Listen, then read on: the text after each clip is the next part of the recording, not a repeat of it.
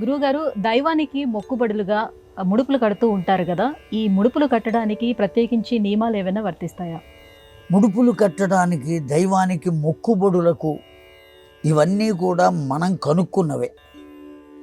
దైవానికి అసలు మొక్కుకోవలసినటువంటి ఆవశ్యకతే లేదు.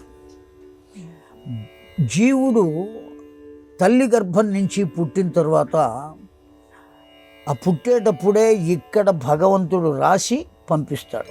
నొసటి పైన రాత రాసి పంపిస్తాడు. ఆ రాత ఎలా ఉంటే అలా జరిగి తీరుతుంది, అందులో ఏమాత్రం సందేహం లేదు.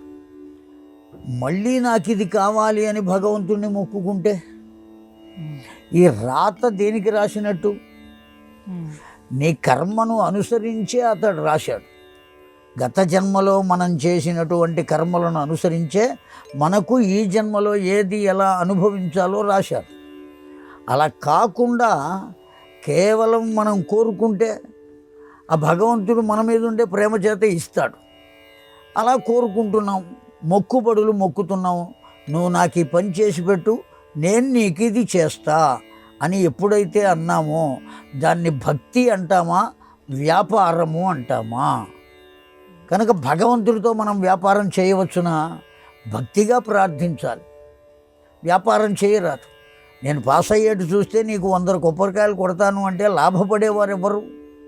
కొబ్బరికాయలు అమ్మేవాడు లాభపడతాడు తప్ప భగవంతునికి ఏం ఉపయోగం? ఆ కారణం చేత భగవంతుడు కూడా పోన్లే ఇట్లా అన్నాడు కదా అని వాడి కోరిక తీరుస్తాడు, వాడు 100 కొబ్బరికాయలు కొడతాడు. కనుక ఈ మొక్కుబడులే సరి అయినవి కావు, అవి ధర్మంతో కూడుకున్నవి కావు. అయితే దానికి ముడుపులు కడుతూ ఉంటారు అని అడిగారు మీరు. ముడుపులు కడుతూ ఉంటారు.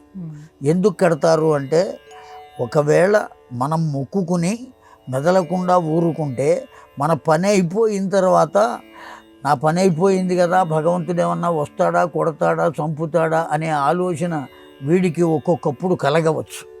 అందుకోసమని ఓ కాసిన బియ్యం, అందులో ఓ రూపాయి బిళ్ళ వేసి ఓ వస్త్రంలో పసుపులో ముంచి ఆ వస్త్రంలో అవి మూట కట్టి ఆ భగవంతుడి దగ్గర పెట్టి, భగవంతుడా నీకు ముడుపు కడుతున్నాను, నాకు ఈ కోరిక తీరిస్తే నేను నీకు ఇది చేస్తాను అని కనుక అన్నట్లయితే ఆ ముడుపుని చూచినప్పుడల్లా వీడికి గుర్తొస్తుంది.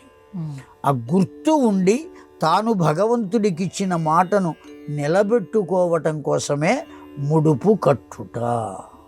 అందువల్ల ముడుపు కడతారు.